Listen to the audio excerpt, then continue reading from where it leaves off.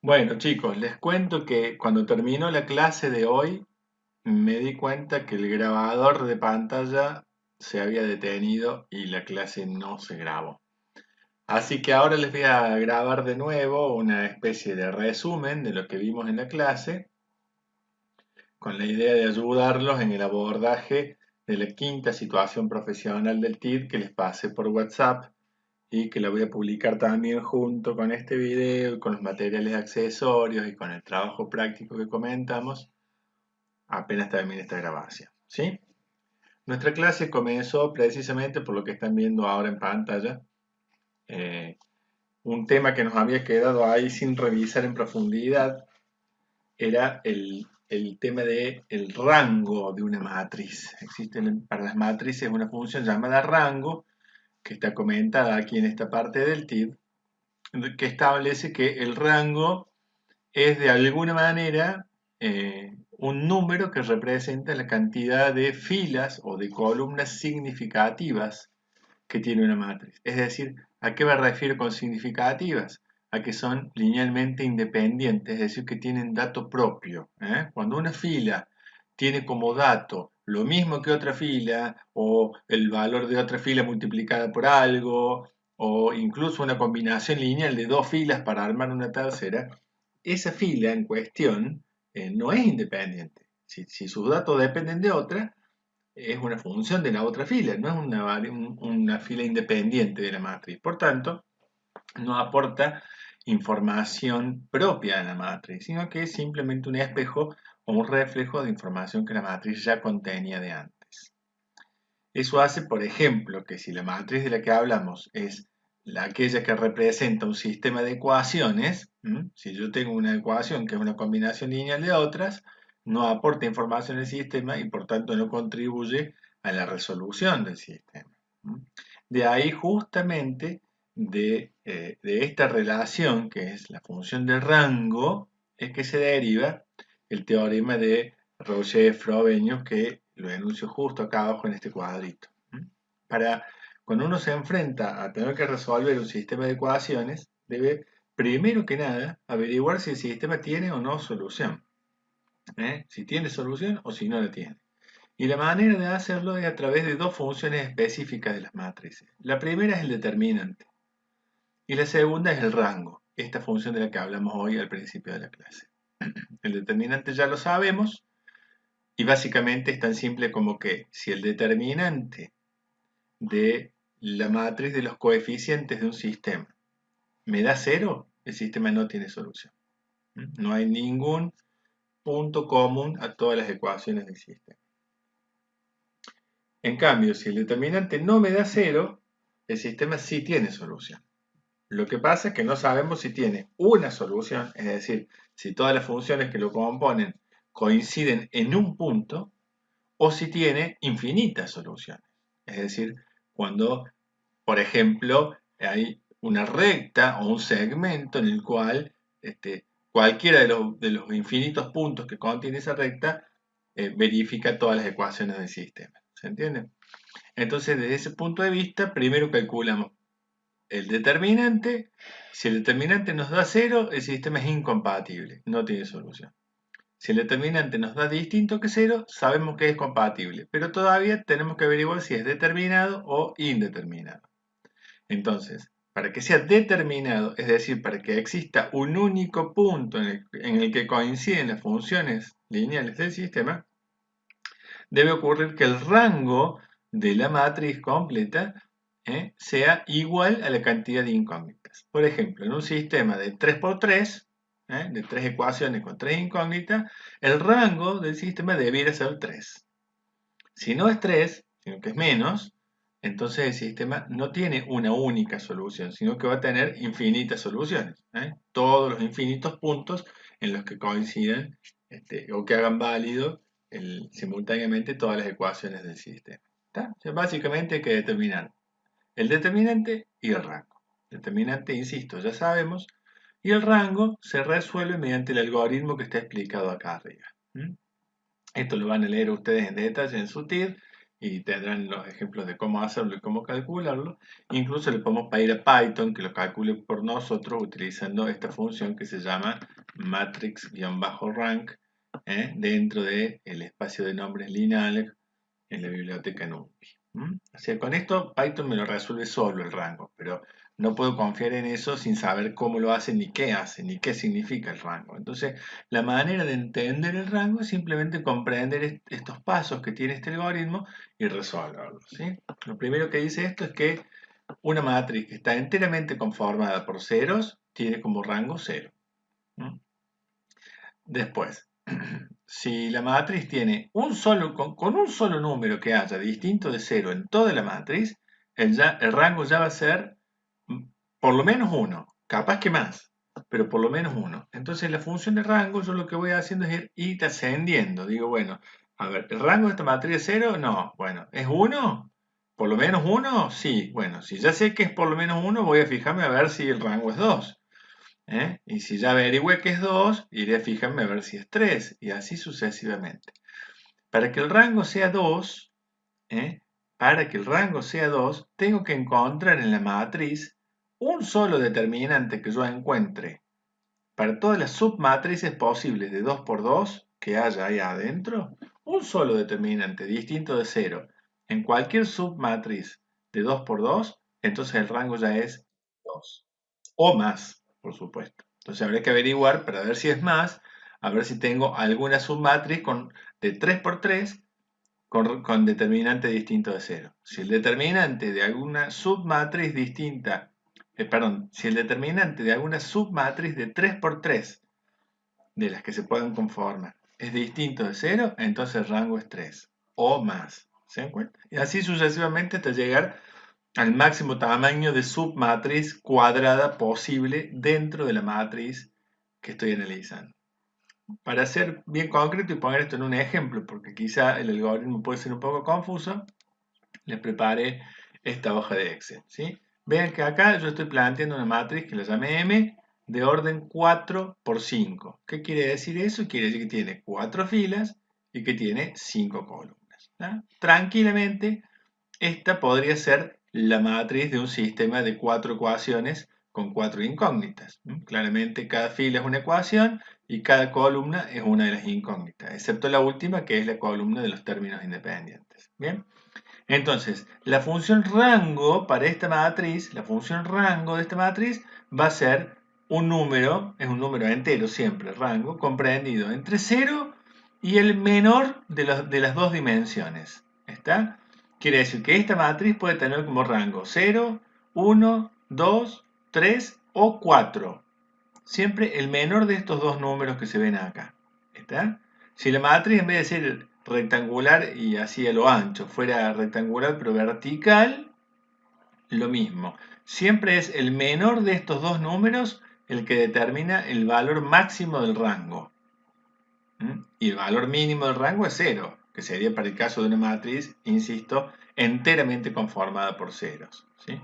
Entonces, bueno, vamos a hacer algunos determinantes para esta matriz y vamos a ir viendo de qué se trata el rango. ¿Sí? Por ejemplo, empezamos con las preguntas en el mismo orden que las decía el algoritmo. Recuerden que en el algoritmo empezamos preguntando a ver si el rango es 0, si no, a ver si es 1. Digamos, si es 1, ya tengo asegurado el 1, voy por el 2. Si se cumple el 2, si tengo asegurado el rango 2, voy por el 3. Y así sucesivamente hasta llegar, en este caso, por ejemplo, al rango 4, que sería el máximo. No se empieza por atrás, sino por adelante, aunque se puede hacer de las dos formas. Entonces, primero le miro la matriz. ¿Está enteramente conformada por ceros? Claramente no. Entonces significa que el rango es mayor o igual a 0. Eso seguro. ¿Sí? Me queda ahora fijarme a ver si el rango es mayor o igual a 1. ¿Qué hace falta para que el rango sea mayor o igual a 1? Que haya un solo numerito distinto de 0. Está lleno de números distintos de 0 acá. Entonces sabemos que el rango es mayor o igual a 1. Vamos a ver ahora si el rango es mayor o igual a 2. Para que el rango sea mayor a 2 o igual a 2, necesito encontrar en la matriz un determinante de 2 por 2 distinto de 0. ¿Sí? Entonces, ¿qué hago? Simplemente, en este caso, le voy a pedir a Excel que me busque él el determinante con la función mdeterm, que ya la habíamos visto, por ejemplo, para esa que es una submatriz, ven que es una submatriz, es una matriz dentro de la otra, ¿sí? Que tiene que ser de 2 por 2. ¿Sí? Estoy averiguando si el rango es 2, entonces tengo que armar todas las posibles submatrices de 2 por 2 acá adentro. ¿Está bien? Por supuesto, apenas encuentre una distinta de 0, ya está. En este caso, la primera que probé ya me dio distinto que 0. Significa que efectivamente el rango de esta matriz es de mínimamente es 2. ¿Está bien? Así que la respuesta a esa pregunta es sí. Vamos a ver ahora si el rango es como mínimo 3, para lo cual necesito encontrar un determinante para una matriz de 3 por 3, fíjense el rango que estoy cargando, que sea distinto de 0. ¿Sí? Me fijo en esta, me da distinto de 0, significa que el rango de esta matriz efectivamente es como mínimo 3. Me queda por averiguar a ver si el rango es 4. ¿Ok? Entonces para eso nos fijamos otra vez con la función de determinante para una submatriz de 4 por 4. Observen el rango que estoy marcando. ¿Sí? Si este determinante me da distinto de 0, el rango es 4. Y me dio distinto de 0. Quiere decir que el rango es 4. ¿Bien? Supongamos, vamos a hacer una suposición. Supongamos que el rango de esta matriz no me daba distinto de 0. Me daba igual a 0. ¿Sí? Bueno, la submatriz que yo consideré fue esta. Pero esta no es la única matriz de 4 por 4 posible dentro de esta que es de 4 por 5. ¿Sí? Todavía me quedaría fijarme en esta como matriz. ¿Está bien? E incluso en todas las otras combinaciones posibles. Pero bueno, por caso nos dio que era distinto de 0. Entonces el rango efectivamente es 4 para esta matriz. ¿Sí? Uno puede empezar de atrás para adelante también, pero el protocolo, digamos, normal de desarrollo de esta función de rango siempre es ir de menor a mayor hasta llegar al mínimo de las dos dimensiones que tiene la matriz como orden. Fíjense ahora en esta otra matriz. He cambiado algunos números de la matriz anterior con la intención de que podamos comprobar el asunto del rango nuevamente. A ver, la primera pregunta es muy fácil de responder. No son todos ceros, o sea que el rango es como mínimo mayor a 0. Es decir, que el rango es 1, mínimamente es 1. ¿Sí? Al no haber, esta pregunta estaría un poquito mal formulada. ¿Sí? El rango siempre va a ser mayor o igual a 0. Está bien. Tendremos que considerar, no considerarlo directamente. ¿Sí? Puesto que si no es mayor o igual a 1, el rango es 0. Entonces, ¿el rango es mayor o igual a 1? Sí, ¿por qué? Porque no son todos 0. Después pregunto, ¿el rango es mayor o igual a 2? Bueno, para que el rango sea mayor o igual a 2, ¿qué necesito? Necesito un determinante de 2 por 2, un determinante de 2 por 2 distinto de 0. Si me fijo por ejemplo, es distinto de 0. Quiere decir que el rango es mínimamente 2. Vamos a averiguar si es 3. Para eso necesito un determinante de 3 por 3 distinto de 0. Me fijo con ese y me da 0. Este determinante me dio 0. ¿Quiere decir que entonces el rango no es mayor o igual a 3? No, no señor. Quiere decir que con esta matriz, submatriz que marqué acá, el determinante que obtuve fue 0. No me alcanza, necesito fijarme en otra submatriz de 3 por 3 y tantas otras como sea posible. Si no encuentro en toda la matriz original ni siquiera una sola matriz de 3 por 3 cuyo determinante sea distinto de 0, entonces no me quedará más remedio que contestar a esta pregunta diciendo que no es mayor o igual a 3. En cuyo caso, ya sabemos entonces que la respuesta será que el rango es 2. ¿Tá? Pero si llego a encontrar una sola matriz de 3 por 3 cuyo determinante sea distinto de 0, entonces la respuesta a esta pregunta va a ser sí. Entonces vamos a ensayar acá, vamos a buscar acá otra matriz distinta, otra submatriz distinta de 3 por 3, a ver si para esta otra el determinante me da distinto de 0. Y me dio distinto de 0. ¿Qué quiere decir eso? Quiere decir entonces que el rango de esta matriz por lo menos va a ser 3. Porque encontré una submatriz de 3 por 3 con rango distinto de 0. Para averiguar si el rango de esta matriz es 4, o digamos más que 4 no puede ser, porque como tope va a ser el más chico de estos dos valores, ¿sí? Entonces, para averiguar si es 4 el rango, podremos ser más técnicos en esta pregunta, será 4. Lo mismo, hay que calcular el determinante de todas las posibles matrices de 4 por 4 que haya ahí adentro, ¿sí? Ahí agarro una y ya me da distinto que 0, la primera que agarro. ¿Qué quiere decir eso? Que efectivamente el rango de esa matriz también es 4. ¿Bien? Ahora, vamos a jugar un poquito con estos valores. ¿Qué ocurriría si en la matriz, a ver, mejor antes, vamos a hacer una lectura correcta del rango. Si el rango de esta matriz es 4, significa que en esta matriz las 4 filas son independientes entre ellas. Repito, lo voy a escribir acá. Si el rango es 4, significa que las 4 filas son independientes. Es decir, ninguna de estas filas es combinación lineal de otra. Ahora voy a modificar un poco esta matriz, ¿sí? Vamos a hacer, por ejemplo, por dar un ejemplo, que la tercera fila de esta matriz no sea estos valores, lo voy a borrar, sino que esa tercera fila sea básicamente la suma de las dos filas anteriores, ¿sí? Fíjense que ahí pongo la suma de estos dos, copio y pego. Entonces cada celda es la suma de las dos que tiene encima. ¿Estamos de acuerdo? Quiere decir que esta tercera fila es una combinación lineal de estas dos. ¿Estamos? Y del mismo modo, esta fila del medio es una combinación lineal de la primera y la tercera.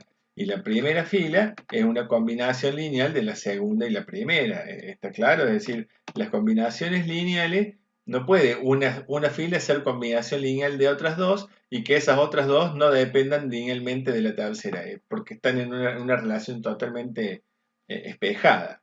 ¿Estamos de acuerdo?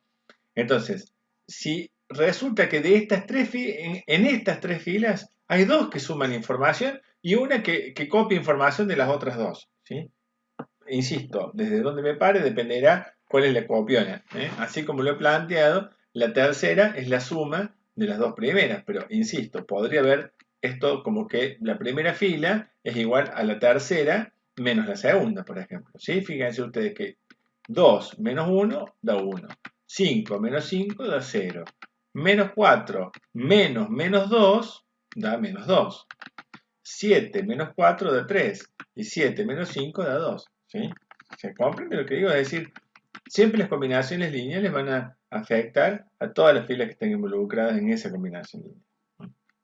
Insisto, también lo podremos mirar a la segunda fila como la combinación lineal de la primera con la tercera, del mismo modo que antes, ¿sí? La tercera fila en este caso sería igual a la segunda fila en este caso sería igual a la tercera menos la primera. Miren, fíjense, 2 menos 1 da 1, 5 menos 0 da 5, menos 4 menos 2 da menos 2, 7 menos 3 da 4 y 7 menos 2 da 5. ¿Bien? O sea que entre estas tres filas estoy aportando la información de 2. Y esta cuarta fila es totalmente independiente, está claro. Habiendo hecho este cambio, veamos cómo respondemos a estas preguntas, ¿sí? Obviamente el determinante es mayor a 1, puesto que está lleno de números mayor o igual a 1, puesto que está lleno de números que no son 0. Nos queda ver si el rango es, perdón, yo dije determinante, recién me refiero al rango, ¿no? Esto es el rango. El rango, ¿será mayor que 1? Sí, puesto, insisto, que está lleno de números que no son 0. Con uno solo que hubiera ya está, ya es mayor o igual a 1. ¿El rango será mayor o igual a 2? Bueno, veamos, tengo que encontrar al menos un determinante de 2 por 2 que sea distinto de 0. Ensayo, pruebo con ese, es distinto de 0. Quiere decir que la respuesta es sí. ¿El rango de esa matriz será mayor o igual que 3? Bueno, deberé encontrar un determinante de 3 por 3 distinto de 0. ¿No? Y ese me da 0. Que sí que tengo que buscar otro. A ver, vamos a buscar con esta otra matriz que está acá al lado. Submatriz de 3 por 3. También me da 0. Bueno, me tendré que fijar con la otra posible, que es esta, de 3 por 3 siempre, ¿no es cierto? También me da 0. Todavía no he acabado, me está faltando esta submatriz, me está faltando esta otra submatriz y me está faltando esta otra submatriz. Así que tengo que seguir calculando para todas ellas el determinante, a ver si encuentro uno solo que sea distinto de 0. Fíjense, ahí encontré uno. El determinante de esta submatriz de 3 por 3 es distinto de 0. Quiere decir entonces que el rango de la matriz efectivamente es mayor o igual a 3. Me queda por averiguar si el rango es 4, para lo cual tendré que comprobar qué pasa con los determinantes. Si el determinante de esta matriz, el determinante de una matriz de 4 por 4 adentro del anterior, es igual a 0, bien, deberé fijarme en el determinante de la otra posible matriz de 4 por 4, que es esta, y resulta que también es 0. Bien, también es 0. Entonces, si todos los posibles determinantes de 4 por 4 son 0, la respuesta a esta pregunta es que no. Es más, en realidad, estos dos que he probado son 2 de los 5 posibles determinantes que hay. Porque tienen que ustedes tener en cuenta que esta es una posible matriz de 4 por 4. Es decir, en esta matriz yo estoy obviando la quinta columna. En esta otra matriz estoy obviando la primera columna, cuyo determinante también me dio 0. Pero podría construir una matriz obviando la segunda columna, o la tercera o la cuarta, que sigue siendo una matriz. ¿Está? Una matriz de 4 por 4 que es hija de esta. Tienen que imaginarla como si fuera circular, como si esto fuera una cinta que yo la recorto, así corto este rectángulo y lo enrulo formando un cilindro. En realidad no hay primera, ni segunda, ni tercera columna, sino que están todas juntas, una al lado de la otra, pero el orden es una cosa arbitraria. Así que para terminar de hacer todas las pruebas y cálculos posibles, yo debiera alterar esta matriz. Por ejemplo, voy a obviar la primera columna. Entonces, ¿qué hago? Simplemente la saco fuera, corro esto, así, y vengo y calculo. Claro, que acá se adulteró todo porque moví los datos, ¿no? Pero bueno, a los efectos del cálculo se va a entender lo que estoy haciendo. Vamos a averiguar el determinante de esta matriz, ¿sí? También me dio 0. Correcto. Entonces, ahora lo que voy a hacer es, en vez de obviar la segunda columna, voy a obviar la tercera. A este dato que está acá lo saco, a esto que está acá lo arrimo y calculo el determinante para esa área. Fíjense que el determinante para esa área sigue siendo 0 acá abajo, ¿ven? Y así sucesivamente, tendría que cambiar y probar con todas las otras combinaciones. Me falta solamente una, que es la de sacar esto para afuera y formar una nueva matriz de 4 por 4 conformada por la columna 1, 2, 3 y 5 de la original. Fíjense cuánto es el determinante. Sigue siendo 0. ¿Ok? ¿Qué quiere decir esto? Vuelvo otra vez a enfatizar el mismo concepto. Si todos los posibles determinantes de todas las posibles matrices de 4 por 4 que hay acá adentro me dieron 0, significa que el rango no es mayor o igual a 4. ¿Ah? ¿Cuál fue el máximo rango que logré entonces? 3. Este es el resultado. Esta es la respuesta correcta. ¿Sí? Es decir, el rango de esta matriz es 3. Bien.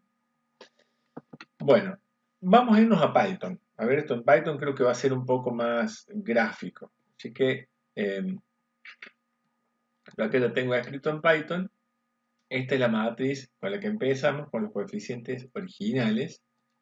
Si nosotros ensayamos en esta matriz, acá simplemente está la carga, ¿no? Importamos NumPy, como ya sabemos, creamos la matriz, como ya sabemos, y usamos la función matrixRank que es un método en realidad, eh, de esta biblioteca para averiguar cuál es el rango, ¿sí?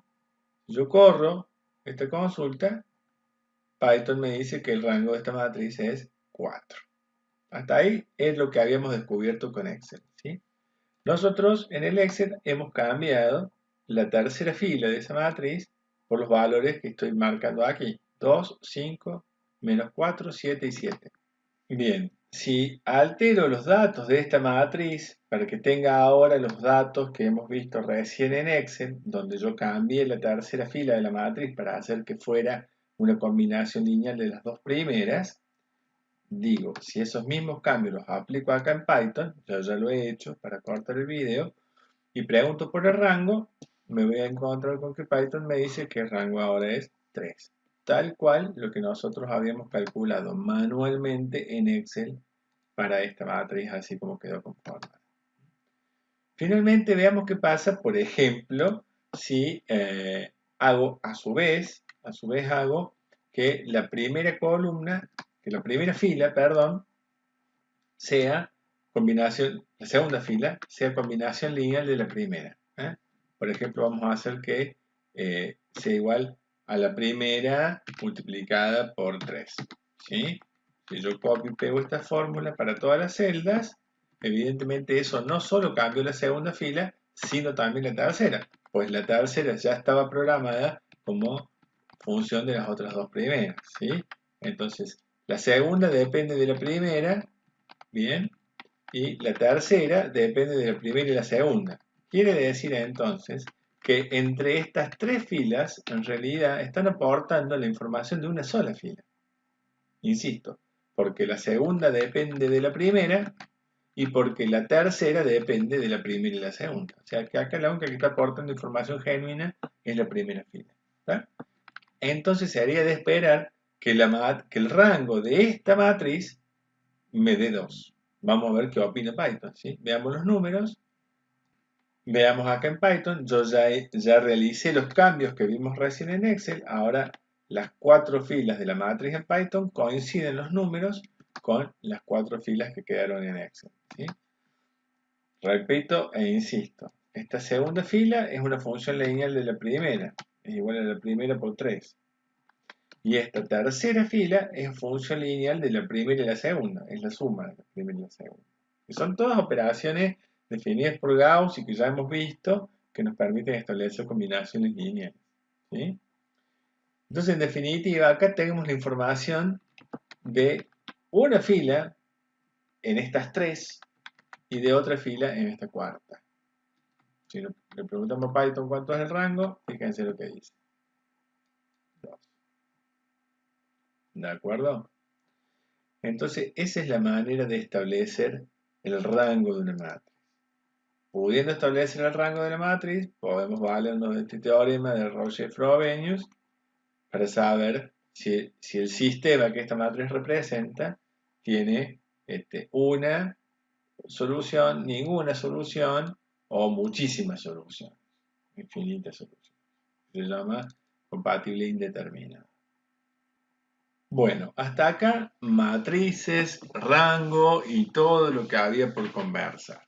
Algunas cosas no las hemos profundizado mucho en nuestras charlas, pero son bastante obvias, como por ejemplo la transpuesta de una matriz. Es simplemente invertir filas por columnas. Todo lo que eran filas pasa a ser columnas y viceversa, y los números se redistribuyen. Eso en Python es muy fácil de hacer, también se los comento por las dudas. Para obtener la transpuesta de una matriz, simplemente le ponemos .t, que es la función que me devuelve la transpuesta. Ven ustedes, si yo imprimo la matriz M, así tal cual está, observen que los números son literalmente los que aparecen acá. 1, 0, 2, 3, menos 2, 3, 2, es lo mismo, es la misma matriz. Si en cambio yo pongo m.t, T mayúscula tiene que ser, observen ustedes que el resultado es la misma matriz pero escrita al revés. Eso es la transpuesta. Lo que acá son filas, en la matriz transpuesta son columnas. Observen esta fila. Esta fila dice 1, 0, menos 2, 3, 2. Y la primera columna ahora dice 1, 0, menos 2, 3, 2. ¿Ven? Segunda fila. 3, 0, menos 6, 9, 6. Segunda columna de la transpuesta. 3, 0, menos 6, 9, 6. ¿Ven? O sea, simplemente se cambia de lo que es fila pasa a ser columna. Es como rotarla de alguna manera, rotarla la matriz. Pero, insisto, rotarla inteligentemente, ¿no? Siguiendo este criterio. No es que la agarro así como está y la roto 90 grados a la derecha, porque en ese caso esta debió ser la primera columna y no quedó como primera, sino como última. ¿Comprende?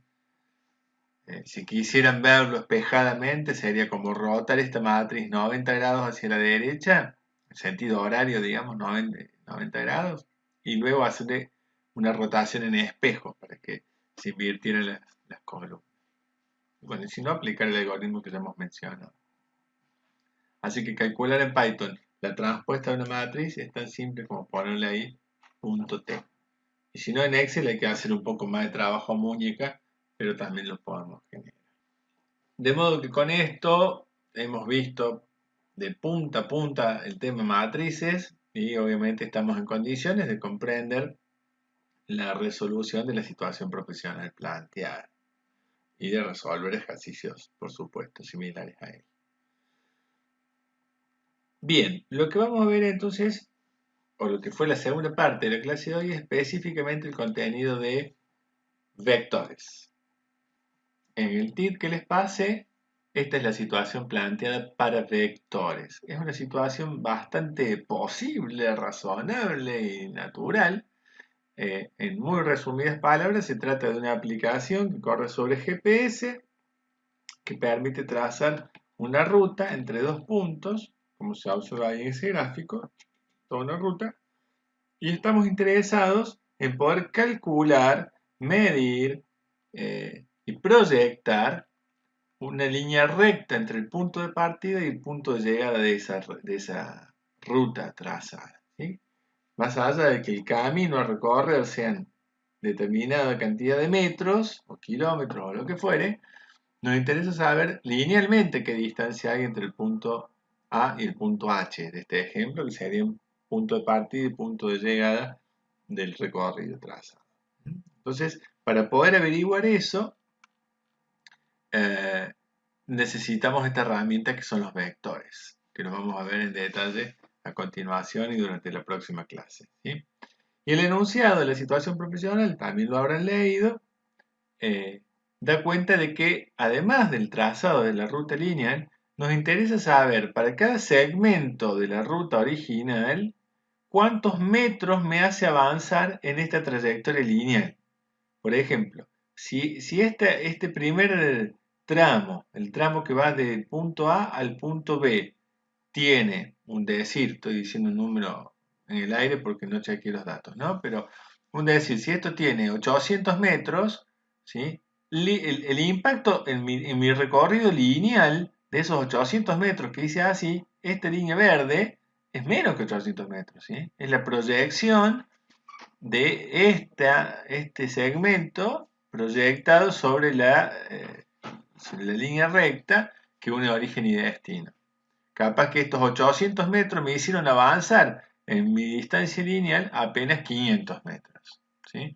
Después acá recorro 600 metros más y esto me hace avanzar 400 y pico de metros. Y así, la sumatoria de todos los segmentos de la ruta original obviamente va a ser mucho más larga que la sumatoria de todos los segmentos alternativos sobre la ruta lineal o sobre la distancia lineal que une el punto A con el punto H. De eso se trata la aplicación que queremos generar. Es decir, una aplicación que me diga linealmente qué distancia hay entre origen y destino y a su vez cuánto mide cada uno de los segmentos o subsegmentos en los que puedo partir esta distancia lineal a partir de cada uno de los segmentos de la ruta original. ¿Sí? ¿Cómo proyectan?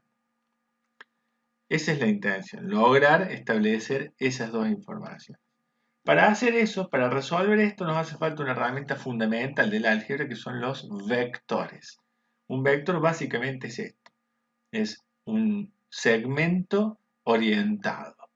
Entendámoslo de ese modo hay muchas aplicaciones posibles, muchas maneras de verlo. Podemos decir que un vector es una coordenada, podemos decir que un vector es una fuerza ejercida en una determinada dirección y con una determinada fuerza o potencia. ¿eh?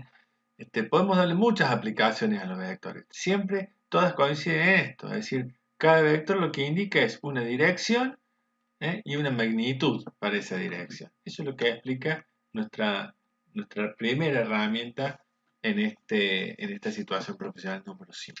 ¿sí? Básicamente un vector es un conjunto de números en un determinado orden. Es simplemente eso. Lo podemos ver también como una matriz de una sola dimensión o como un segmento orientado, que es lo que decíamos recién, que tiene una determinada longitud, una determinada dirección y un determinado sentido.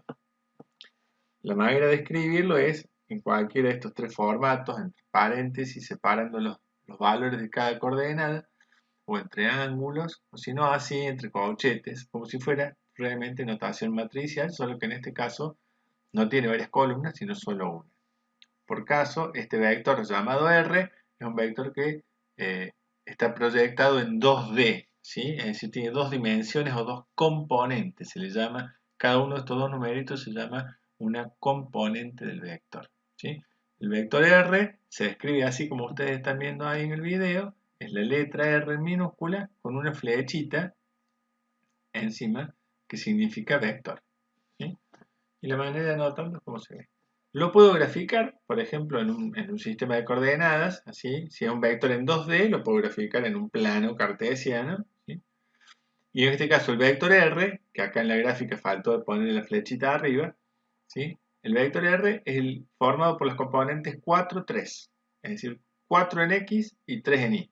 Fíjense, si este es el eje X, yo avanzo 4 unidades, 1, 2, 3, 4, hasta este punto, ¿sí?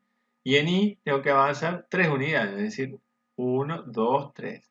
Este punto que estoy señalando con el mouse es el vector. Entonces, para graficar ese vector, lo graficamos desde el origen, desde el punto 0, 0, hasta el punto de llegada, o el punto que me da la coordenada del vector, que es el punto 4, 3. ¿De acuerdo? Entonces, este segmento, y con esta orientación que estoy señalando, es decir, señalando hacia allá, este es mi vector. Es una forma de representarlo gráficamente.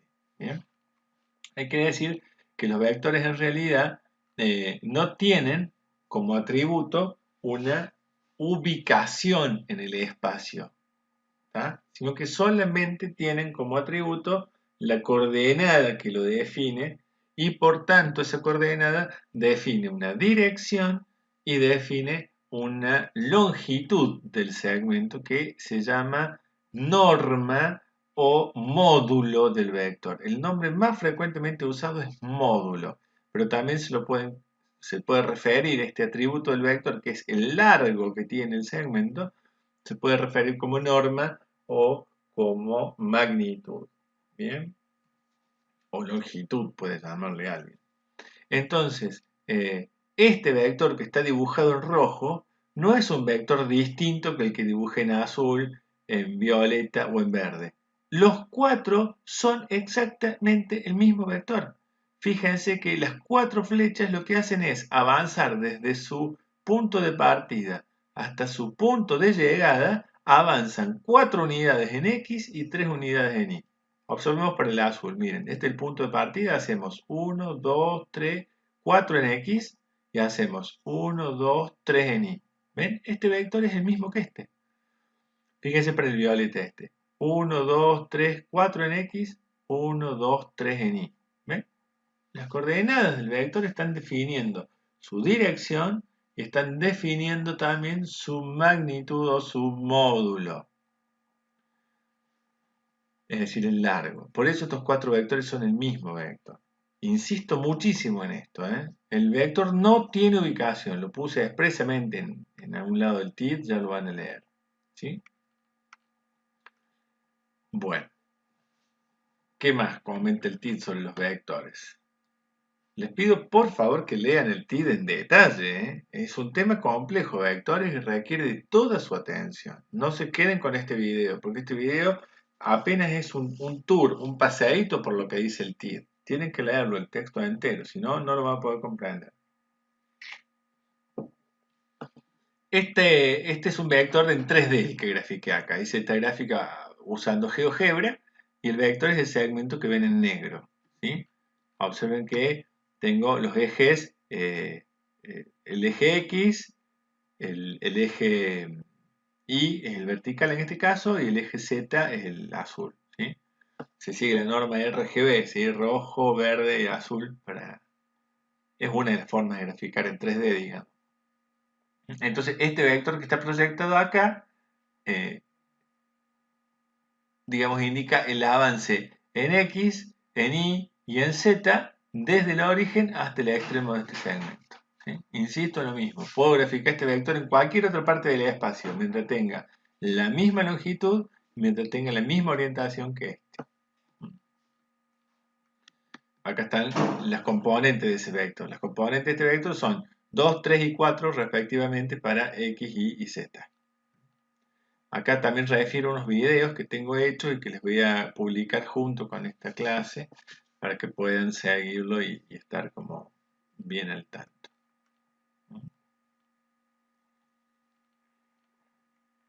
Bueno, después hay una serie de consideraciones respecto de cuántas dimensiones puede tener un vector. Puede tener tantas dimensiones como uno quiera. Lo que importa es que si uno está analizando un determinado problema donde tiene un determinado conjunto de datos, normalmente son muchos los datos que voy a analizar a través de algún algoritmo específico, en este caso de inteligencia artificial. Bueno, evidentemente todos esos datos tengo que ser coherentes, ¿sí? Si tengo un conjunto de vectores en 3D, serán un montón de datos en 3D. No puedo tener alguno en 2D, otro en 3D, otro en 4D, porque evidentemente no son compatibles entre ellos.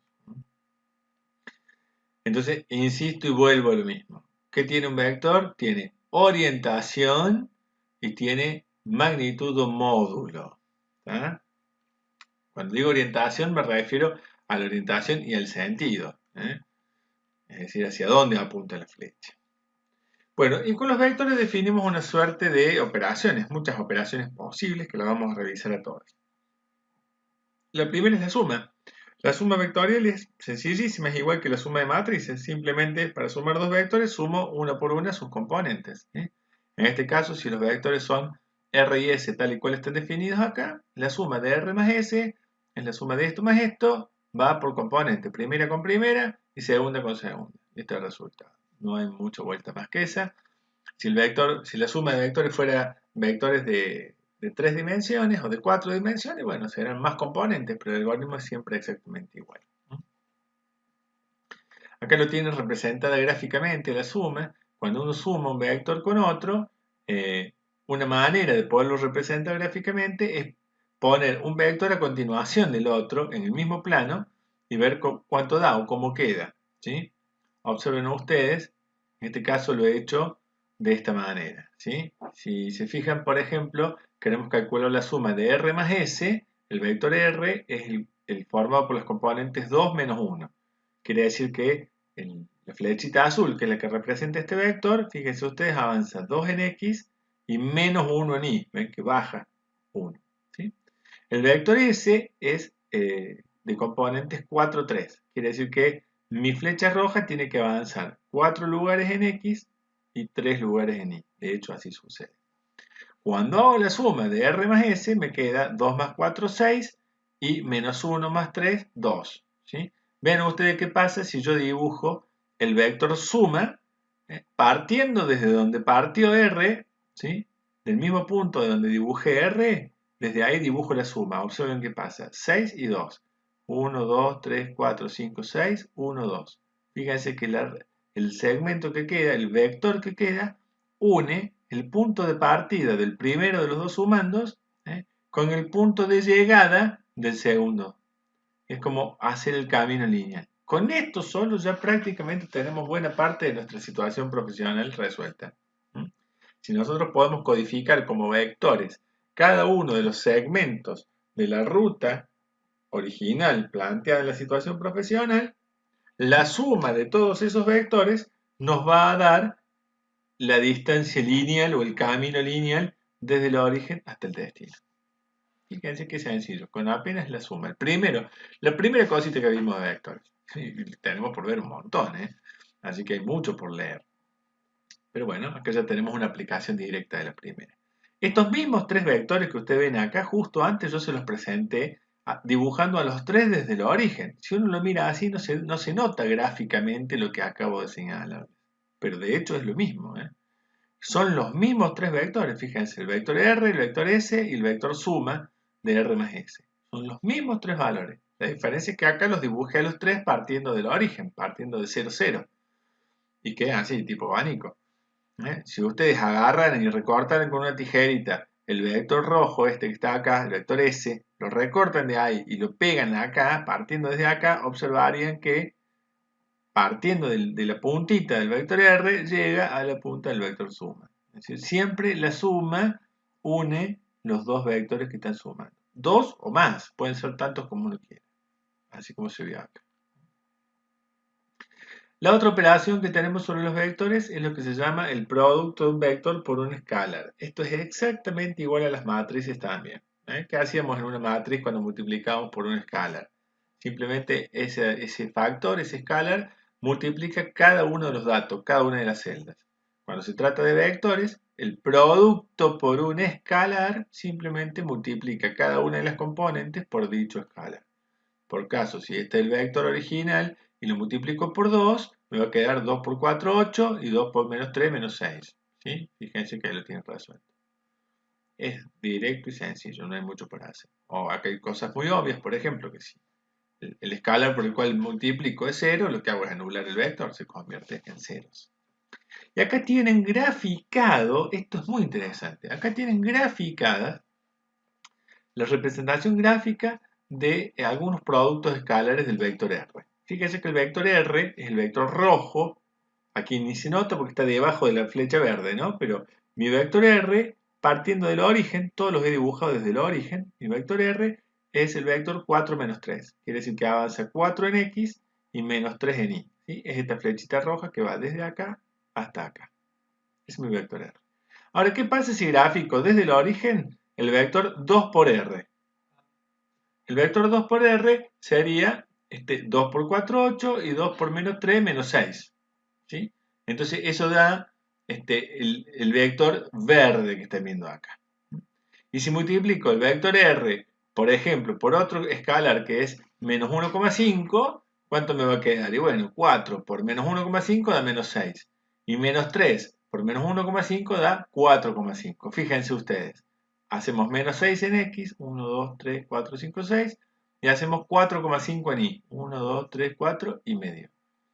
Este es el vector resultante de multiplicar R por menos 1,5. Observen ustedes que este vector azul, el vector rojo de recién y el vector verde, todos los tres son colineales, están perteneciendo a la misma recta. Están en la misma recta. ¿Qué quiere decir eso? Que cuando yo multiplico un vector por un escalar, lo que hago es modificar la longitud o el módulo del vector original. E incluso quizá su sentido, porque claramente el azul apunta hacia el otro lado, distinto que el rojo y el verde. ¿Por qué? Porque el signo del escalar era negativo. Eso le cambia el sentido. Y si el signo del escalar es positivo, como acá, no le cambia el sentido, solamente le cambia la longitud. Yo, con una multiplicación por un escalar, puedo hacer que un vector sea mucho más largo o mucho más corto. ¿Sí? Y si lo multiplico por 0, lo anulo el vector. ¿Comprendido? Entonces, el manejo de vectores es tan simple como esto. Digamos, esta operación, ¿no? Cuando yo multiplico por un escalar, obtengo un nuevo vector simplemente modificando su longitud, pero manteniendo su dirección. Y eventualmente cambiando su sentido si el signo del escalar era negativo. Bien, ahora continuamos con las restantes operaciones posibles sobre vectores, pero antes quiero hacerles una advertencia importante, chicos, muy importante. Por favor, no intenten ver este video de corrido, todo junto, todo de una, como si fuera una película, porque es muchísimo el contenido. Se van a abrumar, van a tener la sensación de que no entienden nada, se van a frustrar y no es la idea. Vayan avanzando en este video al ritmo que van leyendo el TID, es decir, el texto que les he enviado, y que van revisando cada uno de los ejercicios que allí se plantean y como autoevaluación están las respuestas para que vean y demás, y consultando las dudas que tengan. Insisto, esto no puede verse de corrido todos juntos porque sería pretender aprender la unidad completa en una hora, lo cual es imposible porque esa unidad sola tiene prácticamente un tercio o un poco más del contenido de toda la materia. Así que vamos despacito, pero a buen ritmo porque estamos cortos de tiempo. ¿Ok? Bueno, ahora sigo con las operaciones. Esta que sigue en el texto es la operación de resta de dos vectores. Son totalmente análoga a la suma. Todos sabemos que una resta es una suma cambiando de signo. ¿De acuerdo?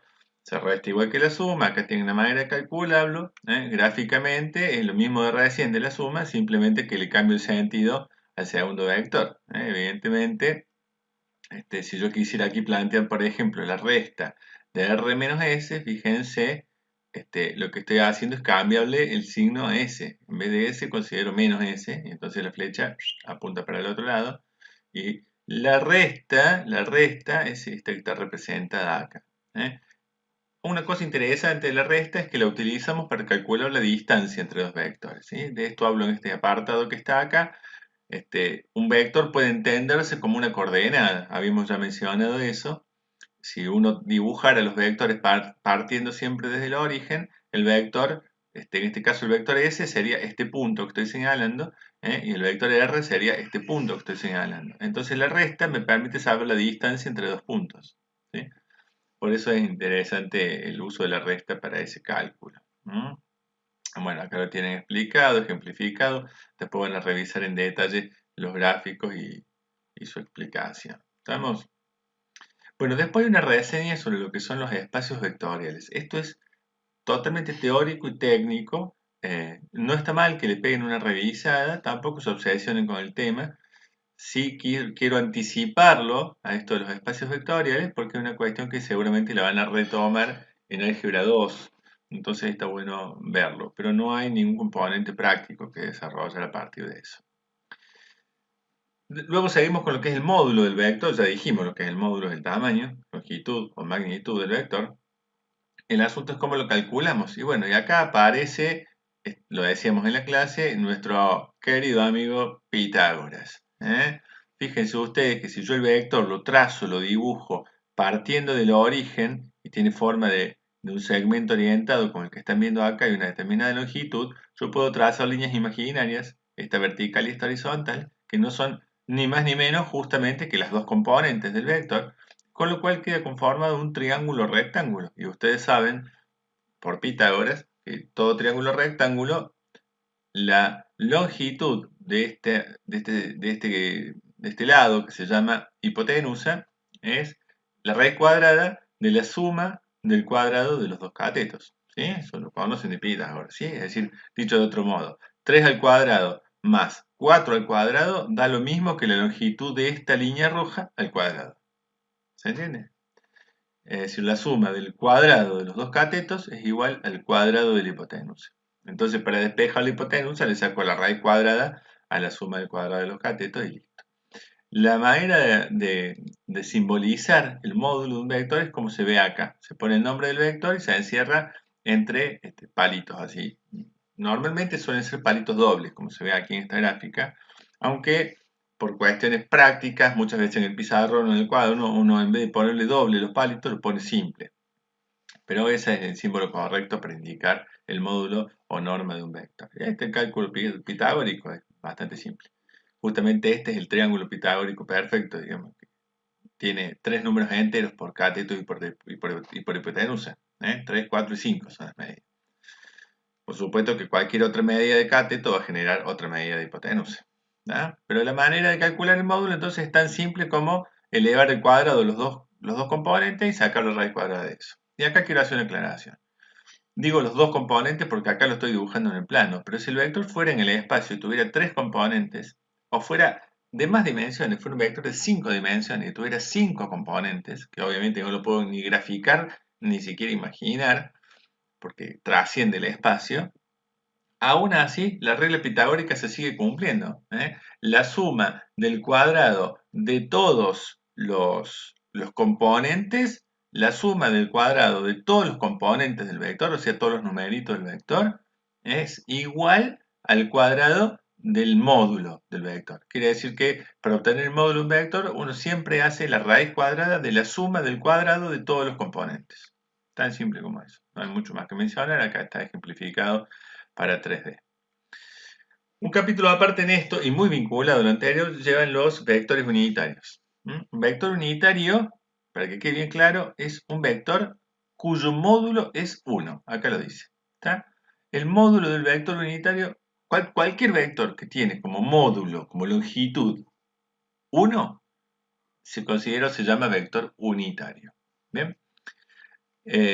Tan simple como eso. Hay 3 vectores unitarios especiales que usamos mucho en álgebra, que son los que llamamos el vector unitario I, el vector unitario J y el vector unitario K. Estos son respectivamente vectores unitarios que solamente se proyectan en una de las dimensiones, ¿sí? Es decir, no son diagonales ni nada, sino que, por ejemplo, el vector unitario I, fíjense cuál es la composición en componentes del vector unitario I. Es un vector que avanza 1 en X y 0 en Y. O sea, una flechita totalmente horizontal y paralela al eje X de longitud 1. ¿Sí? El vector unitario J, lo mismo, pero en el eje Y en vez del eje X. ¿Sí? Avanza 1 en el eje Y. Y si fuera un sistema en 3D, el vector unitario K avanza 1 en el eje Z. Si lo ven dibujadito, sería de esa manera. En ese gráfico pueden verlos dibujados los dos vectores unitarios que nombré recién. El vector Y, fíjense ustedes, es un vector que avanza 1 en X y 0 en Y. No se mueve en Y. Y es el eje vertical. Y el vector J, el vector unitario J, es un vector que avanza 1 en el eje Y y 0 en el eje X, no se mueve en X. ¿Sí? El Z es igualito, solo que iría en un eje en profundidad, porque sería, el vector unitario K es igualito, solo que avanza en el eje Z, que es un eje en profundidad, que acá no está graficado, estamos graficando en 2D. Estos vectores unitarios son interesantes y se usan, decía recién, mucho en álgebra, para diferentes cálculos y también como forma de notación de un vector. Fíjense que una manera de anotar un vector, por ejemplo el vector R, que es igual al vector conformado por los componentes 3 y 4, también se puede expresar como suma de vectores de esta manera. Está más abajo el desarrollo, no voy a aburrirlos ahora en el video con eso, pero si uno hace 3 veces I más 4 veces J, eso nos da el vector R. ¿Sí? 3 veces I es avanzo la flechita en X 3 lugares. Y a eso le sumo 4 veces J, es avanzo la flechita en el eje Y, en el eje vertical, 4 lugares. Entonces 3 de X más 4 de Y hacen el vector 3, 4 que está acá. Es una manera distinta de representar un vector. ¿Sí? Esta notación es el mismo vector que este. ¿Estamos? Bueno. Y después lo más interesante, como decíamos antes, es poder calcular cuál es el vector unitario correspondiente a un vector dado. Los vectores unitarios, como vieron el I, el J y el K, en vez de tener una flechita arriba, lo que tienen es ese angulito, ese símbolo se llama acento circunflejo. Es como el techito, ese angulito está arriba. Eso significa que es un vector unitario. ¿Sí? Entonces, si yo tengo un vector dado, cualquiera, en este caso, por ejemplo, tengo el vector V de componentes 3, 4, es la flecha roja, puedo calcular un vector unitario, el vector unitario de V, sería V unitario, por eso le cambio el símbolo, el techito arriba, simplemente dividiendo el vector original por el módulo del vector original. ¿Está? Si uno agarra y hace 3 dividido 5, que es la longitud, y 4 dividido 5, lo que obtiene es el vector cuya longitud es 1. Está la explicación acá arriba, es bastante obvia, es simplemente por una cuestión de cálculo de proporcionalidad, digamos. ¿Sí? Si achico todas las componentes en una misma proporción, logro que el vector sea el vector unitario. ¿En cuánto tengo que achicar un vector cuya longitud es 5 para que su longitud sea 1? Bueno, tengo que dividirlo por 5, claramente. Cualquier cosa que ustedes dividan, cualquier número que ustedes dividan por sí mismo, les va a dar la unidad. Entonces, tan simple como eso, el motivo. Acá tienen a unos ejercicios de autoevaluación para que puedan realizar. Y avanzamos a la segunda herramienta de la situación profesional. que tiene que ver con colinealidad y combinación lineal de vectores. ¿Sí? Acá se trabaja el tema del enfoque conceptual, si pueden ser paralelos o no. Hay una serie de consideraciones. Y lo más interesante, esto ya lo hemos visto con matrices, fue una de las primeras formas de combinaciones lineales que vimos en matrices. Simplemente si uno hace el cociente entre un componente y otro, te va a dar un número, y si vos tenés dos vectores distintos cuyo cociente da igual, y bueno, evidentemente los vectores son colineales, ¿sí? Quiere decir que tienen el mismo ángulo, se proyectan en la misma dirección. ¿Tá? Eso es todo, tan simple como eso. Inclusive aunque sea distinto el sentido. Eso es una cosa que le quiero aclarar, no sé si le escribí en el texto. ¿Está bien? Inclusive aunque sea de diferentes sentidos. Si yo tengo dos vectores en la misma línea, pero uno apunta por un lado y otro apunta por el otro, el cociente de sus componentes me va a dar exactamente el mismo número.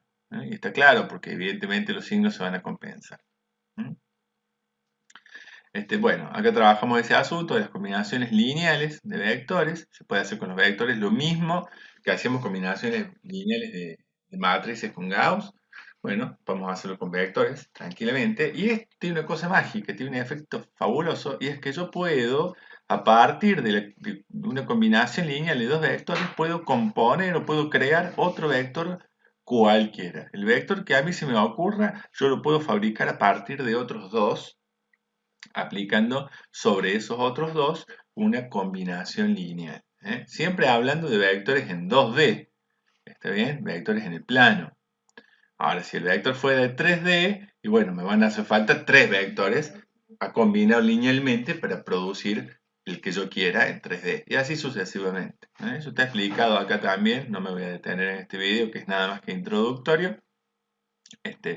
Van a encontrar bastante ejemplificado el asunto, incluso se puede resolver como un sistemita de ecuaciones, y con eso averiguamos cuáles son los dos coeficientes que tengo que aplicar a los dos vectores para obtener el que a mí me haga falta. Es una cosa fantástica, increíble, pero es así. Es decir, si uno lo piensa un poquito, no es tan increíble, pero es sorprendente. Bueno, en el TID que les pasé, pequeño errorcito, acá estaban las letras puestas al revés. Yo lo pinté en verde en mi documento para editar la versión final del TID, pero se entiende por los números, digamos. Está hecho el cálculo ahí para encontrar el vector necesario y poder construir uno dado, uno necesario en 3D. Bueno, después tenemos acá el asunto de cuando son coplanares dos vectores, ¿sí? Sabemos, ya lo hemos comentado, me parece, que dos vectores que no sean colineales, es decir, que no sean en la misma línea, definen un plano. Es decir, hay un solo plano que apoya sobre los dos vectores.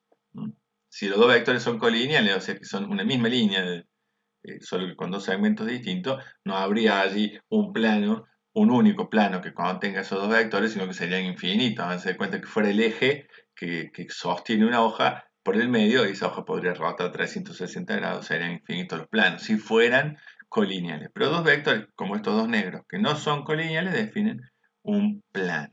¿Está bien? Siempre hablando, por supuesto, de vectores en 3D, ¿no?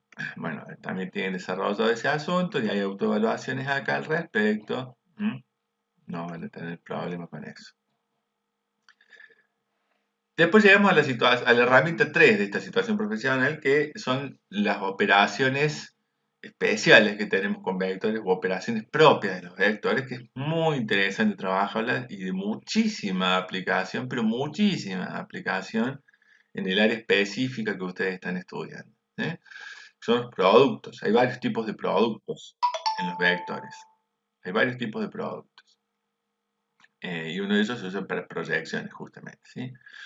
Arrancamos hablando de un producto que se llama producto cruz. Hay básicamente dos tipos, los dos principales son dos tipos de productos, el llamado producto cruz y el llamado producto punto. Se llaman así por el símbolo con el que se representan, simplemente. El producto cruz se representa, como estoy señalando con la flechita, con una cruz. Es como el signito de por que nos enseñaban a nosotros en la primaria. ¿Está bien? Vos pones el nombre de un vector, la cruz y el nombre del otro vector, y esto refiere a un vector, a una operación llamada producto cruz. La operación producto cruz combina dos vectores para producir como resultado un tercer vector. Y solo existe o solo se puede practicar con vectores que están en el espacio, vectores en R3 que se llama, ¿sí? R3 quiere decir 3 dimensiones en el espacio, ¿sí? No existe el producto cruz en el plano, en 2D. Así que tanto R como S van a ser vectores de 3 componentes. Y al hacer el producto cruz, voy a obtener un tercer vector. Cuando hicimos la clase original, yo les mostré en una grabación de video, en el aire, dos lapiceras que usé como si fueran vectores y con una tercera mostré cómo es la incidencia de ese producto cruz. Ahora no voy a hacer eso, sí los invito a que googleen esto de producto cruz, van a encontrar muchísima información y van a poder ver explicado eso mismo que yo les comenté. El producto cruz tiene como característica, tiene algunas cualidades o algunos atributos que son las que yo menciono acá, ¿sí? El módulo del producto es igual al módulo de los dos vectores multiplicado por el seno del ángulo que forman esos dos vectores, el ángulo que definen R con S. Acá está graficado. Fíjense, si yo tengo el vector U, por ejemplo, y el vector V, son dos vectores, ¿sí? Entre ellos hay un ángulo.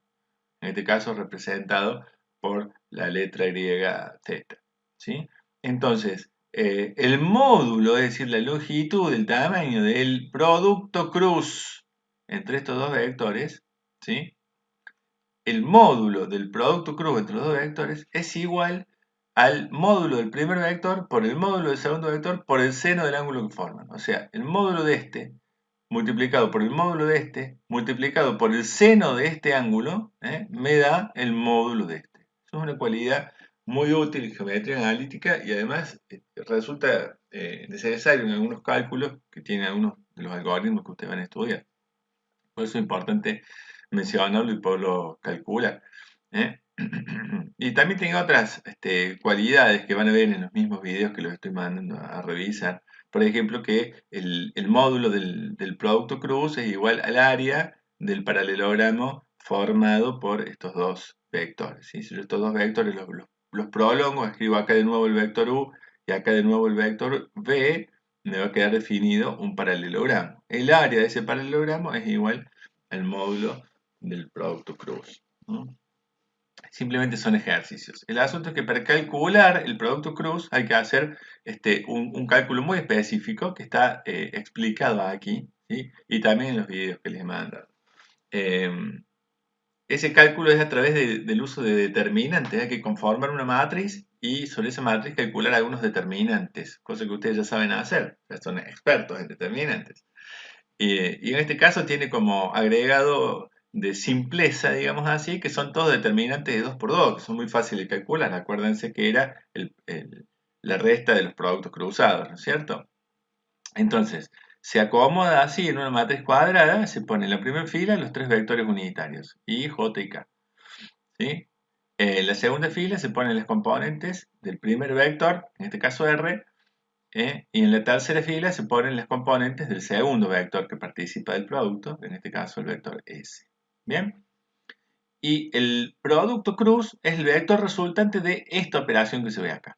Esta operación que se ve acá es con signo positivo, después negativo y después positivo, la suma, simplemente la suma del producto de cada vector unitario por el determinante de su matriz adjunta. Ustedes dicen, ¿qué es la matriz adjunta? Fíjense, muy fácil. La matriz adjunta del elemento I, del I unitario que está puesto acá en esta matriz, ¿sí? La matriz adjunta de este elemento que estoy señalando es cuando yo anulo toda la columna y toda la fila de ese elemento, ¿sí? Lo que me quedan estos 4 elementos, esa es la matriz adjunta del vector unitario I. Entonces, ¿qué hago? Hago el determinante este por este menos este por este, ¿sí? Y eso lo multiplico por el vector unitario I. Y eso me da la primera componente del resultado. La segunda componente es lo mismo, pero para el vector unitario J. ¿Sí? El vector unitario J, ¿qué hago? Anulo su columna, anulo su fila y me quedan 4 elementos. 1, 3, 5, 8. Fíjense, 1, 3, 5, 8. Entonces, ¿qué hago? El determinante de esto, este por este menos este por este, lo multiplico por J y todo eso va con signo negativo. Cuando digo lo multiplico por j, no es que tenga que hacer ninguna operación, ¿no? Acuérdense simplemente que cuando ustedes tienen un número multiplicado por el vector unitario, es una manera de expresar la coordenada del vector. ¿Está? Bueno, y lo mismo con k, ¿sí? Anulo la fila y columna de k y hago el determinante de estos dos. Ahí lo tienen resuelto, todos los calculitos auxiliares hechos y me da esto, el vector resultado del producto cruz es esto que se ve acá, ¿sí? 22i más 7j menos 10k. O dicho de otro modo, así, el vector conformado por las componentes 22, 7 y menos 10, que también se puede notar así. Entonces ya lo saben, lo hemos mencionado recién. Bueno, está todo explicadito, las propiedades que tiene. Fíjense que acá está representado gráficamente también esta operación. Tener en cuenta, muy en cuenta, ¿sí? Que el producto cruz no es conmutativo, sino que en realidad me cambia el sentido del vector resultante. Bueno, acá está lo que les explicaba sobre la propiedad del módulo. El módulo del producto cruz es igual al área del paralelogramo formado por estos dos vectores originales. Bueno, está todo explicadito. Hay acá unos links muy interesantes para que puedan ver esto. No se los pierdan porque están muy buenos. Bárbaro. La otra operación que tenemos sobre vectores es la que se llama producto interior o producto punto. Esa operación es sumamente frecuente y nosotros la utilizamos para resolver otro tipo de situaciones que también vamos a ir viendo más adelante y que son parte de la problemática específica de vectores en la materia y en la carrera de ustedes. Quiero insistir en esto, esto es de mucha utilidad para la carrera de ustedes. Puntualmente el producto punto lo utilizamos para gestionar y calcular las proyecciones vectoriales, que es una de las cosas que nos pide esta situación profesional. Pero ya vamos a llegar a las proyecciones, ¿sí? Para avanzar sobre el producto punto, simplemente decir que su símbolo, su representación, como lo dice su nombre, es un punto. Se pone así como estoy señalando acá. El nombre del primer vector, el nombre del segundo y un punto en el medio. O sea, es el mismo símbolo matemático que el producto algebraico con escalares que ustedes ya conocen. ¿Sí? ¿Y qué hace el producto punto? El producto punto combina dos vectores para producir como resultado un número. A ver, muy importante esto. Un número. El resultado de un producto punto entre dos vectores es un número, es un escalar. No es, no es otro vector. ¿Está? Es como si fuera el determinante. ¿Se acuerda que el determinante de una matriz nos da como resultado un número? Bueno, esto es lo mismo. Y el cálculo es más o menos parecido. Simplemente para calcular el producto punto lo que hacemos es la suma de los productos coordenados de todas las componentes del vector, ¿sí?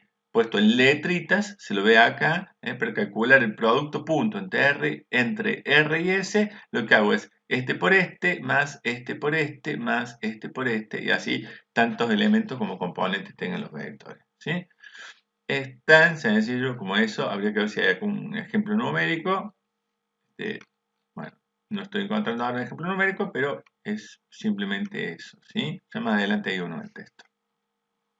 Están las propiedades que cumple, es conmutativo, bueno, bla, bla, bla. Eso me importa mucho que lo revisen, pero no me puedo detener ahora en el video a ver esto, ¿sí?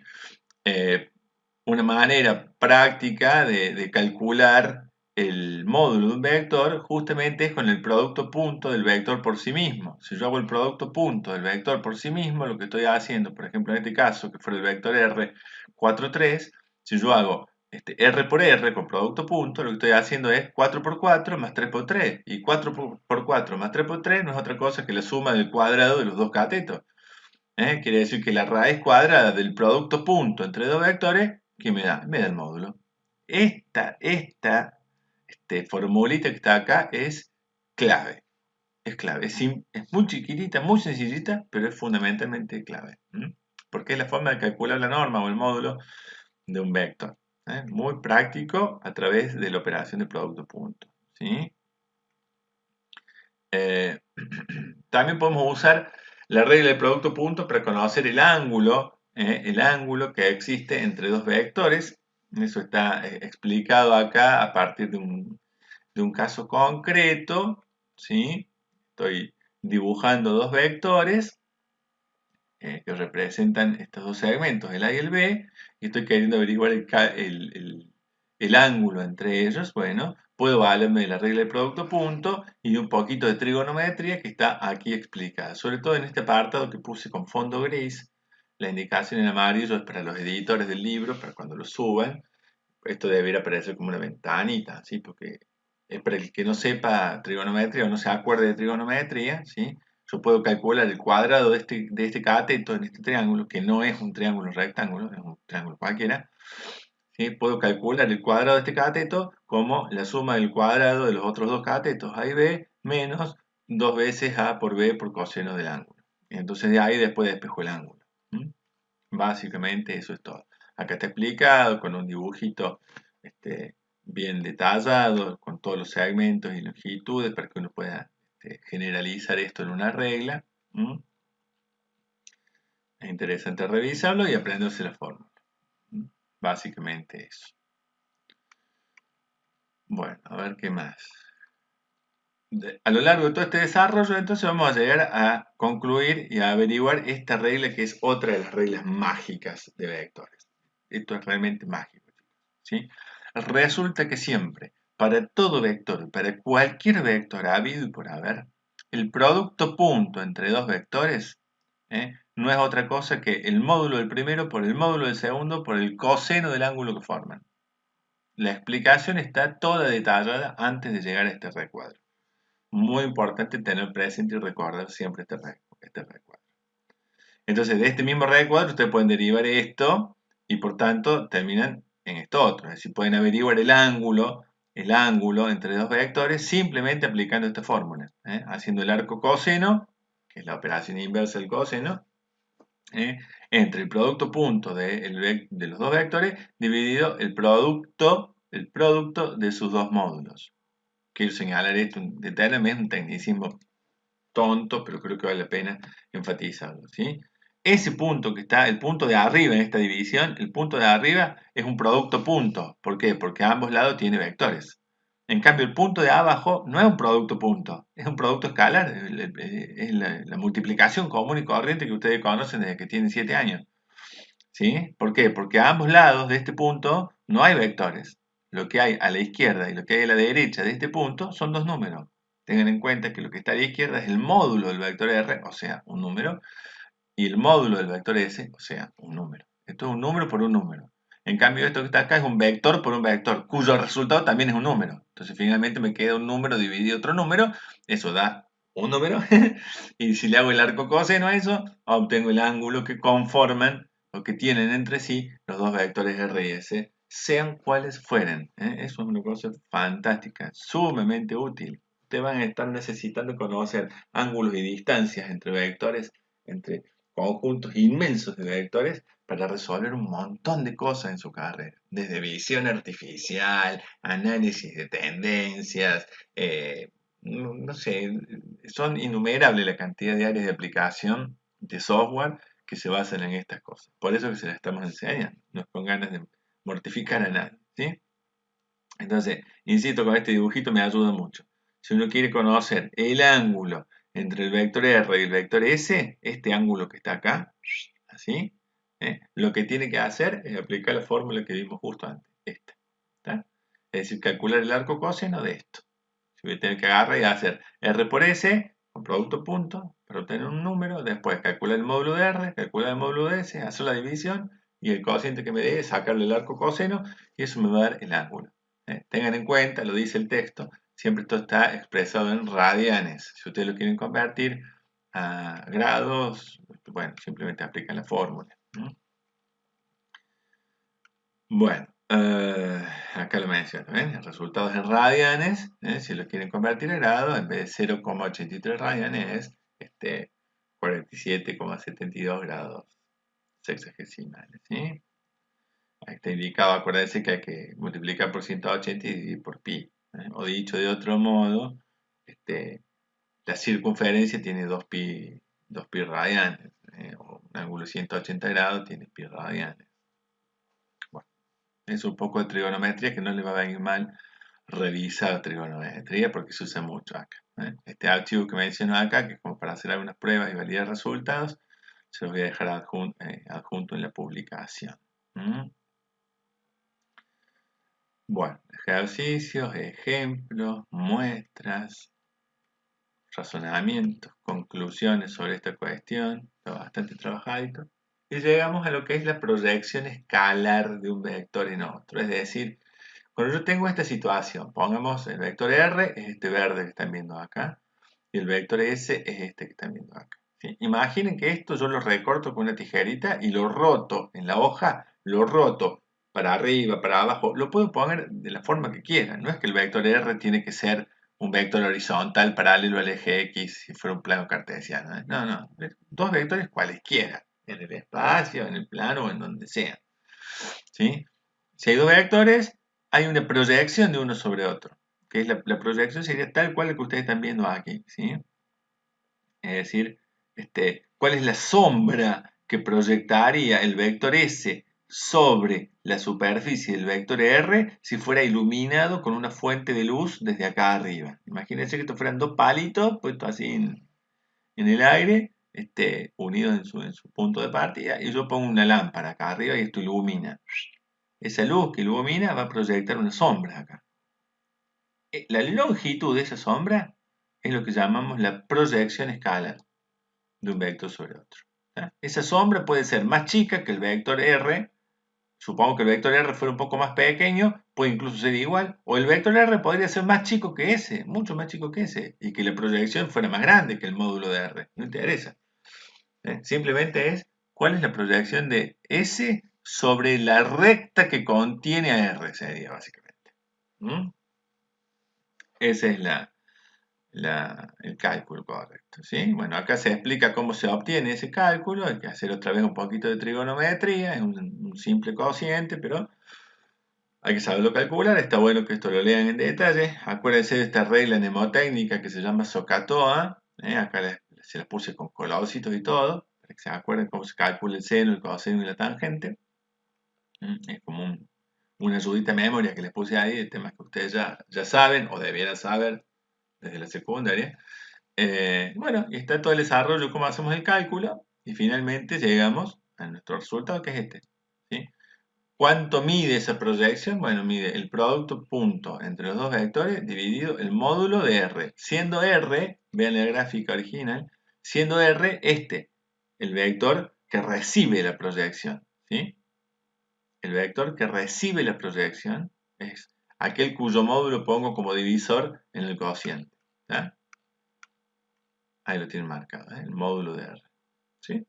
Es muy importante darse cuenta cuál vector proyecta sobre cuál. Obviamente esta no es una operación simétrica. No es lo mismo la proyección de R sobre S que la proyección de S sobre R. Claramente.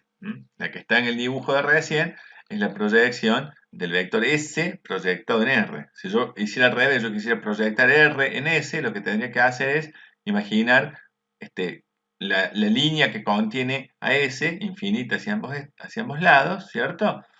Y para esa línea calcular una fuente de luz perpendicular a esa línea, y bueno, y este vector proyectaría una sombra sobre la línea de S, y esa longitud sería la proyección escalar de R sobre S. Proyección de R en S. En cambio, esta que está graficada acá es la proyección de S en R. Son obviamente distintas. Bueno, a ver qué más tenemos acá. Tenemos cómo se calcula. Miren, por ejemplo, en este caso, la proyección del vector S en R, observarán ustedes, es para el otro lado de R. De hecho, es negativa. ¿Sí?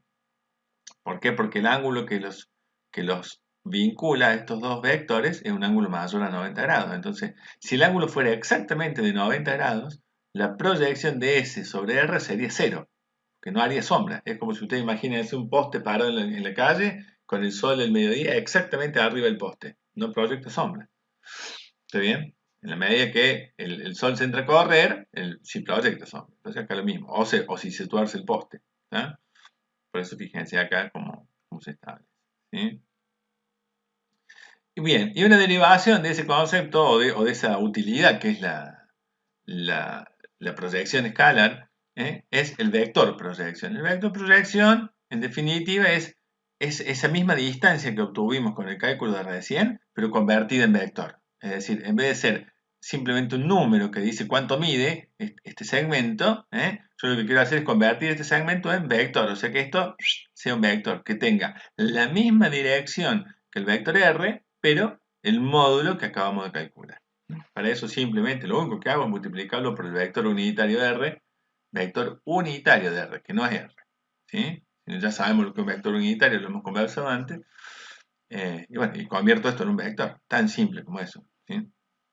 Aquí está hecho todo el desarrollo matemático, cómo llego a eso, y la fórmula final es esta que ustedes ven acá. ¿Sí?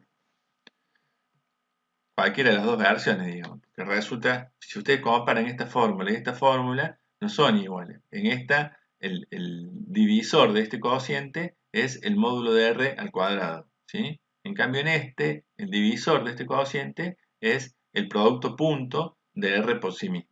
Sin embargo, resulta que es lo mismo. Eso lo hemos hablado hace un instante. ¿Sí? Supongamos que R es el vector formado por los componentes 2 y 3. ¿Sí? ¿Cuánto es el producto punto entre ese vector consigo mismo? Es 2 por 2 más 3 por 3. ¿Está bien? Y resulta que la raíz cuadrada de eso va a ser el módulo. ¿Y cuánto el módulo multiplicado por sí mismo? Y anula la raíz cuadrada, entonces me queda exactamente el mismo número. Es gracioso, pero una pavada, pero con o sin la rayita da lo mismo. ¿Sí? Y acá lo menciona, ¿sí? Ya sabemos, sé que lo nombro antes en el TID, esta es una igualdad. Así que con eso podemos construir un vector de proyección. ¿Sí? Bueno. Ahí está, convertido el segmento de recién, convertido en vector. ¿Ven? Bueno, hasta ahí llegamos con lo que es la tercera herramienta de esta situación profesional. Bueno, y por último, en el mismo TID, en la misma situación profesional, digo, del TID, tenemos, la última herramienta tiene que ver, volvemos a lo que casi fue nuestro punto de partida en la materia, que es la ecuación de la recta.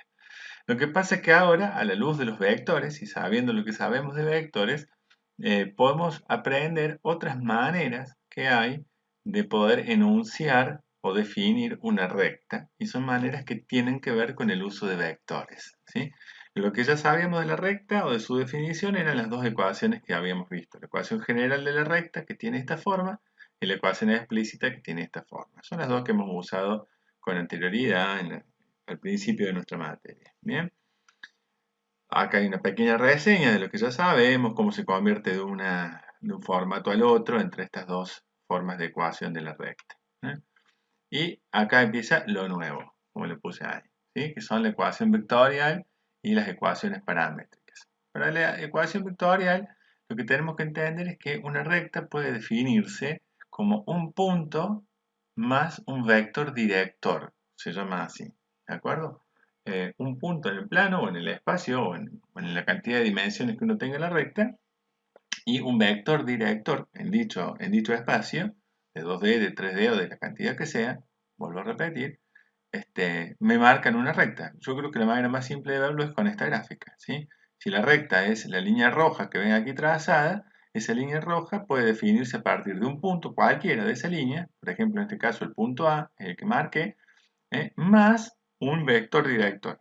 Es decir, si yo conozco solamente un punto en el espacio y conozco un vector que traza una dirección, puedo establecer una recta, pues la recta va a ser los infinitos puntos que tengan la misma dirección que el vector director. Fíjense que la recta roja tiene la misma dirección que el vector director que trace aquí, ¿sí? Entonces, la recta va a ser los infinitos puntos que, teniendo la misma dirección que el vector director, pasen, digamos, o compartan la recta que pasa por ese punto que he dado, ¿sí? Básicamente es eso. Entonces, el formato con el que se expresa esa ecuación es este que se ve acá. Es decir, un punto cualquiera de la recta va a ser igual a un punto dado más un vector director por un parámetro que se llama este término t, que en realidad es cualquier número real. ¿Sí? Entonces, ¿qué hace? Que si t es cualquier número real, imaginen ustedes que lo que esto está haciendo es modificar la longitud de este vector. ¿Sí? Entonces lo hace infinitamente más largo hacia un extremo o infinitamente más largo hacia el otro extremo. Entonces, con los infinitos valores de t, yo obtengo los infinitos vectores que apuntan en ambas direcciones sobre esta recta que pasa por A. Por eso le estoy sumando el punto A la ecuación. ¿Sí? Bueno, está bastante explicado, no van a tener problema para comprenderlo. Y una cosa interesante es que teniendo la recta expresada con esta notación, con este formato que es la ecuación vectorial de la recta, la puedo reexpresar o la puedo convertir mediante unos simples pasos algebraicos en la ecuación general o la ecuación explícita que ustedes ya conocían. ¿Sí?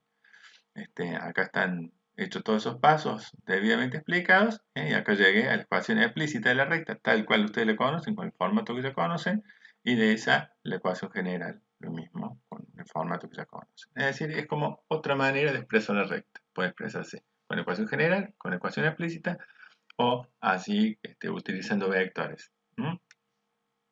También menciono acá en el texto que podemos hacer el proceso inverso, es decir, yo puedo obtener la ecuación vectorial de una recta que la tengo definida como ecuación explícita o como ecuación general. Es el mismo proceso algebraico, pero hecho al revés. Acá está explicado, está graficado con GeoGebra, con los diferentes formatos para que puedan ver cómo la gráfica es exactamente la misma. Esto no presenta mayores inconvenientes. Incluso acá hay un apartado donde menciono lo mismo que antes, solo que en vez de 2D lo planteo en 3D. Fíjense que es lo mismo. Un punto en el espacio X y Z está dado por, digamos, todos los posibles puntos X y Z de una recta en el espacio están dados por un punto en particular más un vector director por el parámetro de proporcionalidad. Es decir, para darle todos los infinitos puntos que constituyen esa recta. GeoGebra lo resuelve muy bien y lo maneja. Se puede expresar o trazar una recta en el espacio. Fíjense que acá está el dibujo. Trace la recta negra a partir del vector director amarillo que está acá y del punto que está marcado ahí. Con eso no van a tener mayor problema, es más teórico, digamos, y bueno, o sea, es práctica la conversión de un formato al otro, digamos, ¿no? Pero es solo eso, no tiene otra incidencia, ¿sí? Y la otra manera que se deriva de lo anterior es lo que se llaman las ecuaciones paramétricas de la recta. Las ecuaciones paramétricas de la recta, lo único que hacemos es descomponer esto en un sistema, así como está acá. Es la misma información, pero descompuesta en formato de sistema.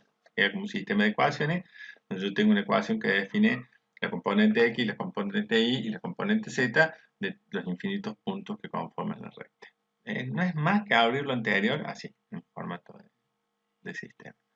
Y del mismo modo, otra vueltita de rosca más sobre esto es la posibilidad de expresar esto en el formato que se llama ecuación continua de la recta, que es esta misma información, otra vez lo mismo, despejando en las tres ecuaciones el término t, y por igualación puedo simplemente suprimir el término t y me queda expresada como una secuencia de tres igualdades en este caso. Tres porque estamos hablando de un sistema en 3D en este ejemplo, ¿no? Si fuera en 4D serían 4 términos, si fuera en el plano serían 2 términos. ¿Ahí está? Bueno, básicamente eso es todo lo que explica y ejemplifica esta sección o esta parte del TID. Hay una hojita de Excel acá también que les proveo para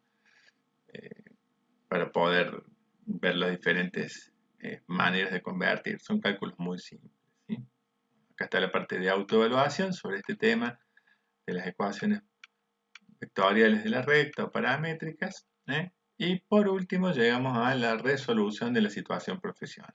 Esto está realmente interesante para que lo vean en detalle a la luz de todo lo que habrán ya aprendido de vectores cuando hayan terminado este video y hayan terminado la lectura del material. Van a ver que resolver nuestra situación profesional no es difícil, es simplemente un poquito trabajoso porque necesitamos determinar para cada origen y destino la dirección y la longitud del segmento, si eso lo tenemos que incorporar como dato, digamos, del problema. Y a partir de ahí, usando las formulitas que ya conocemos, calculamos la proyección vectorial de cada uno de esos segmentos sobre el trazado lineal que queríamos averiguar. Por caso, acá estoy dando el ejemplo, se ve muy tenue la imagen de fondo, pero esta línea que avanza en esta dirección que estoy señalando es la línea recta que unía el punto de origen con el punto de destino final. Y esta que está en rojo es el vector cuyos datos tengo, que va del punto A al punto B en el trazado todo zigzagueado de la ruta planeada por el GPS. Entonces, para calcular cuánto incide esta ruta en la que estoy alejándome del punto de destino, no estoy yendo directo, sino así como que en diagonal, cuánto incide este tramo en el trazado lineal, lo que tengo que hacer es simplemente poder hacer la proyección. Entonces, como ya sabemos hacer proyección, simplemente aplicamos eso y nos enteramos con esos dos parámetros cuántas son todas las incidencias que tengo. Y después, poniendo todo eso en cálculos y en fórmulas, podemos calcular la distancia total y verificar si la suma nos da. Y de hecho nos va a dar. Acá tiene justamente lo de la proyección que les decía.